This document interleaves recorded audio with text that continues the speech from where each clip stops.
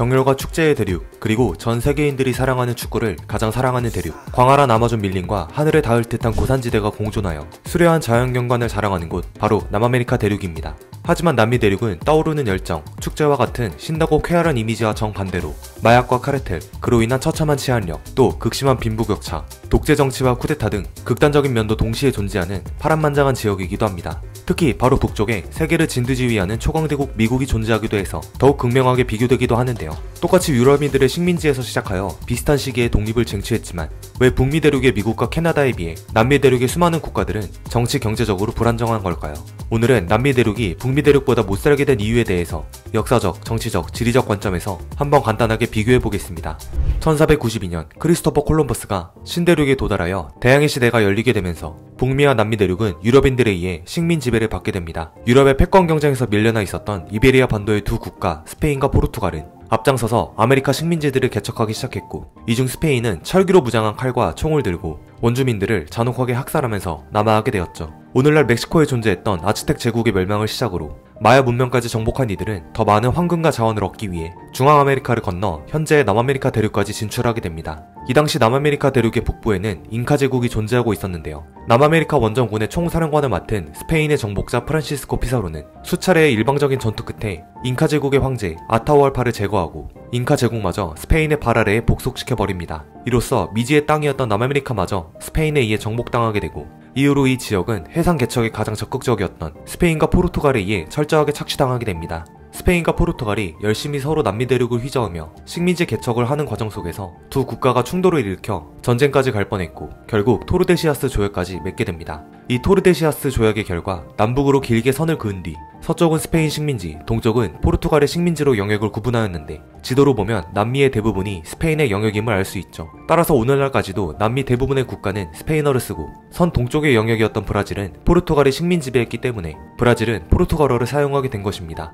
아무튼 남미 대륙은 이후 약 300년간 스페인과 포르투갈에 의해 황금과 사탕수수, 철광석 등 풍부한 지하자원을 모기에 피 빨리듯이 수탈당하는 역사를 겪게 되었고, 이 긴 시간 동안 아프리카에서 뇌들이 이주해오기도 하고 갈 곳 잃은 유럽인들도 이주해오면서 다양한 인종들이 모여 살게 됩니다. 그리고 이들은 당시 유럽의 팽배해 있던 인종주의와 결합해 또 다른 인종 계급으로 나뉘어 서로 하대하고 배척하는 등 그들만의 계급사회를 형성하기 시작하는데요. 이때부터 형성된 남미 대륙의 계급사회는 독립 이후로도 남미 사회에 깊게 박히게 되어 사회 발전을 저해하는 잠재적 원인으로 작용합니다. 1776년 영국의 식민 지배를 받던 북아메리카의 미국이 독립전쟁을 일으켜 독립에 성공하고 얼마 지나지 않아 프랑스 혁명이 발생하여 유럽은 혼란스러워집니다. 식민지의 종주국이었던 유럽 본국이 흔들리는 상황이 되자 남미 지역에서도 서서히 독립에 대한 움직임이 꿈틀대고 있었는데, 그러던 중 남미에게도 독립을 이룰 절호의 기회가 오게 되는데 바로 나폴레옹의 등장이었습니다. 히틀러 이전 유럽을 전쟁의 소용돌이에 몰아넣은 나폴레옹은 이베리아 반도까지 넘어 스페인까지 차지하게 되고, 스페인과 포르투갈의 귀족들은 나폴레옹의 지배를 피해 식민지인 남미 대륙으로 대거 이주하게 되죠. 본국인 이베리아 반도가 위기에 빠지자 그때까지 철저하게 기회를 노리고 있던 남미의 독립 세력들은 곳곳에서 독립운동을 전개하게 되는데, 이때 독립을 주도한 세력들은 크리올이라 불리는 백인 계열 식민지 귀족들이었습니다. 이들은 본국인 스페인과 포르투갈의 백인 조상을 두고 있으나 식민지에 정착한 백인들로 단지 식민지에서 태어났다는 이유로 본국 귀족들로부터 차별과 멸시를 받아왔는데요. 그로부터 300년 가까이 지나면서 이 크리올 계층 또한 나는 스페인 사람이 아닌 식민지 사람이라는 정체성이 확고해지게 됩니다. 이들에게 본국인 스페인의 위기는 절호의 찬스였죠. 이에 남아메리카의 북부 지역에서는 시몬 볼리바르가, 남부 아르헨티나 지역에서는 산 마르틴이라는 크리올 출신의 독립운동가들이 크리올과 식민지 혼혈인들을 규합하여 독립운동을 이끌었고, 이 독립군 세력들은 스페인 본국의 귀족들을 하나둘씩 쫓아내는 데 성공하여 마침내 독립을 쟁취하게 됩니다. 이후 시몬 볼리바르는 베네수엘라와 에콰도르를 합병시켜 남아메리카 북부 대부분을 아우르는 그란 콜롬비아 공화국을 설립하여 남아메리카 대륙을 미국처럼 하나의 합중국으로 만들기를 원했지만, 남부 아르헨티나를 비롯한 페루, 칠레 지역을 해방시킨 산 마르틴은 공화정이 아닌 입헌 군주정을 추구했습니다. 때문에 남미 독립운동의 영웅인 둘은 회담까지 진행하여 합의점을 찾으려 노력했지만 결국 회담은 흐지부지 되었고, 시몬 볼리바르는 폐결력이 약화되어 얼마 가지 못하고 사망하고 말죠. 또한 산 마르틴도 은퇴하여 유럽으로 건너간 뒤 그곳에서 쓸쓸하게 말년을 보냈는데요. 남미 독립 영웅의 두 축 중 한 명은 일찍 사망하고 한 명은 은퇴하여 남미를 뜨게 되는 상황이 벌어지자 이들 덕분에 독립한 수많은 국가들은 혼란기가 찾아오게 됩니다. 어찌 보면 이때부터 남미의 정치 경제적 혼란이 시작되었다고 볼 수 있는데요. 남미 북부 지역 대부분을 장악한 그랑 콜롬비아는 시몬 볼리바르의 꿈처럼 제2의 미합중국으로 발전할 잠재력을 갖춘 국가였지만 시몬 볼리바르의 사후 단 1년 만에 해체되어 각각의 소국으로 갈라졌고, 이는 남미 대륙이 미국처럼 하나의 큰 축을 이루지 못하게 되는 결과로 이어지게 됩니다. 사실 남미는 성공적인 독립을 쟁취했음에도 불구하고 전 남미 사람들이 하나가 되어 새로운 국가를 만들려는 의지가 크게 높지 않았습니다. 그 이유는 바로 여전히 남미 사회에 팽배한 계급과 인종주의 때문인데요. 다수의 남미 주민을 차지하는 호녀린들과 노예들 입장에서는 그냥 최상위 계층인 스페인 귀족들에서 식민지 귀족으로 바뀐 것이나 다름없었기 때문입니다. 한마디로 남미 독립운동은 그저 본토 귀족들로부터 기득권을 가져오려는 식민지 귀족들에 국한된 운동에 불과했고, 이들은 독립을 일으켰음에도 여전히 식민지 시스템을 유지한 채 기득권 위에서 군림하려고만 했던 것입니다. 애초에 수백 년간 남미 대륙은 스페인, 포르투갈의 철저한 수탈 아래 자원 저장고 역할만 해왔습니다. 종주국인 스페인과 포르투갈은 아프리카에서 노예들을 잡아다가 남미에 정착시키고, 이들을 통해 수확한 물량은 식민지 귀족들이 중개무역을 하여 이익을 취합니다. 즉, 오직 수탈을 위한 수직적 시스템으로 남미 식민지를 운영한 것이죠. 그렇게 300년간 수탈만 당해온 남미 사람들에게 자생적인 경제력과 무역, 그리고 자치적인 통치 시스템이란 너무나 어려운 일들이었고, 결국 독립을 통해 스스로 국가를 운영할 수 있는 기회를 얻었음에도 여전히 식민지 시절 사회 계급 제도를 답습할 수밖에 없었습니다. 반면 북미 대륙은 똑같은 식민지 수탈의 역사를 겪었지만 남미 대륙과 상황이 달랐습니다. 초기 식민지 시절 북미 대륙은 남미와 달리 기후도 훨씬 추웠고 미 개척지가 많아 지배국 입장에서 개척하기 부담스러운 지역이었습니다. 남미처럼 현지 주민들을 이용해 노동력을 확보하기도 어려운 상황이었고, 개척지 주변에는 북미 인디언들이 호시탐탐 목숨을 노리고 있는 상황이었기에 치안도 매우 좋지 않았죠. 때문에 북미 개척민들은 어차피 쓸모없는 땅에서 있어봤자 이득도 없이 죽을 날만 기다리기에 차라리 미 개척지를 스스로 개척하기로 결정합니다. 지배국인 영국 또한 미자의 본전이었기 때문에 이러한 개척민들을 적극적으로 지원해 주었습니다. 미 개척지에 정착한 식민지인들에게 토지를 제공하고 세금을 거두지만 그에 걸맞게 자치권도 주고 투표권도 주는 등 스스로 자생할 수 있는 능력을 심어주었던 것입니다. 따라서 북미 식민지인들에게 북미 대륙은 미지의 땅이면서 동시에 기회의 땅이었습니다. 열심히 일을 해서 이 땅을 생산성 있는 땅으로 개척하기만 한다면 그 이익이 오로지 자신에게 오기 때문이었죠. 이들은 스스로 땅을 개척해 농사를 짓고 마을을 형성해 하나의 독립된 시스템을 갖추어갔습니다. 인디언들의 습격을 방어하기 위해 주민들로 이루어진 민병대를 조직하여 자체적인 치안 시스템도 발전시켜 나갔습니다. 북미 대륙 식민지는 이러한 방식으로 점차 영토를 넓혀가며 오늘날의 미국이라는 나라에 기반을 쌓아갔고, 유럽 곳곳에서 종교 탄압을 피해 건너온 개신교인들과 먹고 살기 위해 건너온 여러 노동자들이 기회의 땅인 북미 대륙으로 스스로 이주해오기 시작했습니다. 그렇게 아메리칸 드림을 꿈꾸며 넘어온 이주민들의 삶에 대한 의지는 북미 식민지에 활력을 불어넣었고 빠르게 발전하게 됩니다. 물론 이 시기 영국은 북미 식민지보단 인도를 비롯한 아시아 식민지에 더 열을 올리고 있었기 때문에 관심도가 비교적 적었던 영향도 있을 겁니다. 하지만 더 나은 삶과 새로운 꿈을 위해 대서양을 건너온 사람들의 의지와 그냥 권력 다툼에서 쫓겨나 식민지로 도피한 귀족들, 그리고 소작농으로 일하기 위해 강제로 이주당한 이들의 의지의 차이는 후에 각자 독립된 국가를 운영하는 데 있어서 큰 차이를 보이게 됩니다. 한쪽은 식민지배라는 족쇄에서 벗어나 마음껏 국가를 발전할 수 있는 자유를 얻었고, 한쪽은 그냥 주인만 바뀐 것이죠. 특히 미국은 식민지 시절부터 본국인 영국의 영향을 받아 의회 민주주의가 발달하였고, 소수가 권력을 휘두르는 것이 아닌 다수가 권력을 분배받아 중요한 정치적 사항들을 민주적으로 결정하는 문화가 자리 잡았습니다. 따라서 영국으로부터 독립하여 아메리카 합중국을 세울 때도 권력을 가진 소수가 국가를 통치하는 것이 아닌 의결권을 가진 다수의 사람들이 투표를 통해 국가를 운영하는 형태의 민주공화제를 자연스레 채택할 수 있게 된 것입니다. 이러한 배경으로 세워진 미국이라는 나라는 자유주의라는 이념 아래 개인에게도 집회, 발언, 투표의 자유를 제공하여 이익을 추구할 수 있도록 하였고, 열심히 노력하기만 한다면 얼마든지 부와 명예를 얻을 수 있게 되는 주민들은 너나 할 것 없이 창의성을 발휘해 다양한 사업들을 펼칠 수 있게 됩니다. 그리고 이것들이 모여 곧 국가 전체의 이익으로 발전하게 되고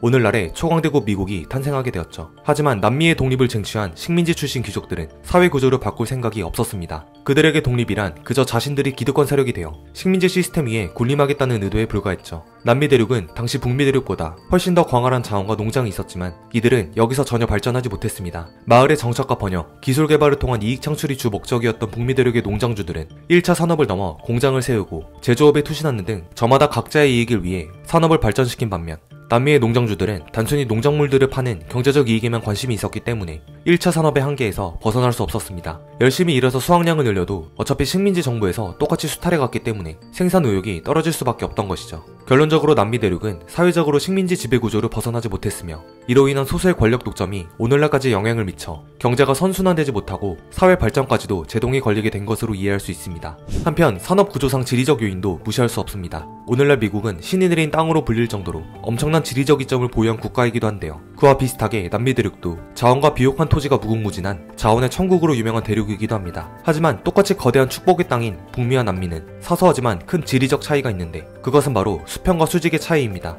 이게 무슨 말이냐 하면 미국은 수평, 즉 좌우로 넓은 땅덩어리지만 남미는 위아래 수직적으로 넓은 땅덩어리란 뜻이죠. 수평적으로 넓다는 것은 위도의 차이가 거의 없어 넓은 영토임에도 기후의 차이가 거의 없습니다. 때문에 주민들의 생활상도 큰 차이가 나지 않고 비슷한 기후에서 동일한 산업이 종합적으로 발전할 수 있는 좋은 조건이 될 수 있습니다. 반면에 수직적으로 넓다는 것은 위도의 차이가 많이 나므로 기후 차이가 심합니다. 고르지 못한 기온 차이는 산업 발전의 불균형으로 이어질 수 있습니다. 게다가 자연환경도 큰 차이점이 있는데 세계 최대의 담수량을 자랑하는 북미 대륙의 5대5 그리고 끝도 없이 펼쳐진 광활한 평지, 북미 대륙을 북남으로 가로지르는 두 개의 거대한 산맥과 그곳에서 발원한 미시시피 강의 수계는 그야말로 지구가 인간에게 내릴 수 있는 최적의 환경을 제공합니다. 반면 남미 대륙은 해발 3000m는 가뿐히 넘기는 안데스 산맥과 북쪽에 험난한 고원지대가 있고 대륙 대부분을 차지한 아마존 열대우름이 존재하고 있습니다. 이곳은 밀림의 밀도가 워낙 심해 사실상 사람이 살거나 개발할 수 없는 지역이기도 하죠. 다행히도 아르헨티나 남부 지역에 광활한 목초지가 있어 뛰어난 생산량을 뿜어낼 수 있지만 여기서 조금이라도 더 남쪽으로 내려가면 아예 남극이 보입니다.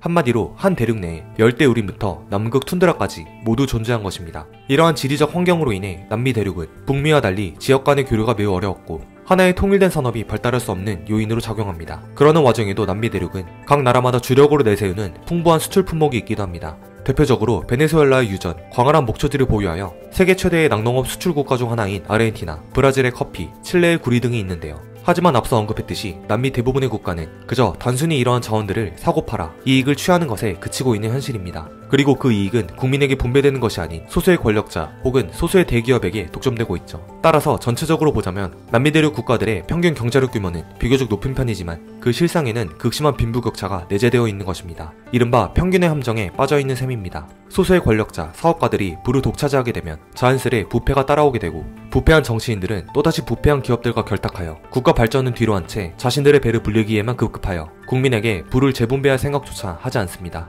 중남미 대륙을 활기치며 이제는 더 이상 완벽한 소탕에 불과하다는 마약 카르텔의 등장도 어찌 보면 이러한 부패한 사회구조로 인한 폐해로 볼 수 있습니다. 먹고 살기 힘든 국민은 성실하게 일을 해봤자 자신들의 몫은 쥐꼬리만 하니 다른 방법을 생각하게 되고 넓은 땅덩어리에 마약을 재배하기 시작합니다. 그리고 이것을 사고 팔며 큰 이익을 얻게 되죠. 하지만 눈앞의 이익에만 눈이 먼 정치인들은 카르텔로부터 뇌물을 먹고 이들의 마약 거래를 눈감아줍니다. 그러는 사이에 카르텔들은 더 크게 성장하여 웬만한 군대 버금갈 정도로 세력이 커지게 되죠. 힘이 세진 이들은 대놓고 사회적으로 물의를 일으키고 이제서야 마약 카르텔을 잡겠다고 나선 정부지만 카르텔의 군대는 정보가 막을 수 없을 정도로 막강해져 버렸습니다. 더욱이 남미 대륙의 험난한 자연환경과 빽빽한 열대우림은 범죄자들이 숨기 딱 좋은 장소이기도 하니 국가는 이들을 통제할 수 없는 지경까지 이르게 됩니다. 치안이 좋지 않아서 범죄자들이 증가하는 건지 범죄자들의 힘이 막강해져서 치안을 유지하기 힘든 건지 뭐가 원인인지도 모를 악순환의 늪에 허우적대고 있는 것입니다. 이 중 멕시코와 베네수엘라 문제가 굉장히 심각한 것으로 알려져 있는데 멕시코는 대표적으로 마약 카르텔 문제로 세계적인 주목을 받고 있는 나라입니다. 특히 시날로아 카르텔과 같은 거대 조직은 멕시코뿐 아니라 국제적인 마약 유통 네트워크를 장악하며 엄청난 부를 쌓았습니다. 이 조직의 전 수장이었던 엘 차포는 2019년 미국에서 종신형을 선고받았으며 그는 전 세계에서 가장 부유한 마약왕 중 하나로 수십억 달러에 달하는 자산을 보유했었죠. 베네수엘라는 세계 최대 석유 매장량을 보유하고 있는 남미 대륙의 자원 강국이지만 정부의 부패 그리고 잘못된 정책들이 복합적으로 작용해 현재는 극심한 경제 위기를 겪고 있습니다. 2013년부터 시작된 경제 위기로 인해 베네수엘라의 통화 가치가 폭락하면서 국민은 일상적인 생필품조차 구하기 어려운 상황에 처했습니다. 2019년 베네수엘라의 인플레이션율은 1000%에 달해 돈이 휴지보다도 가치가 없다는 말이 나올 정도였습니다. 이 모든 요인들을 종합하여 본다면 그냥 북미 사람들에 비해 남미 사람들이 게으르고 노력하지 못한다와 같은 인종적인 요인으로만 볼 수 없습니다. 북미는 초기부터 자치와 자유를 중심으로 한 발전 시스템을 구축하며 민주주의와 경제 성장을 이뤄냈지만 남미는 수백 년간 이어진 식민 지배의 잔재, 극심한 빈부격차, 부패한 사회구조가 복합적으로 얽혀 오늘날까지도 어려움을 겪고 있는 것이죠. 그러나 남미도 희망이 없는 것은 아닙니다. 브라질의 커피 산업, 칠레의 구리 수출, 아르헨티나의 낙농업처럼 세계적으로 경쟁력 있는 자원을 여전히 보유하고 있기 때문인데요. 남미의 각국이 이 자원들을 제대로 활용하고 구조적인 변화를 이루어낸다면 이곳 역시 또 다른 기적을 만들어낼 수 있지 않을까요?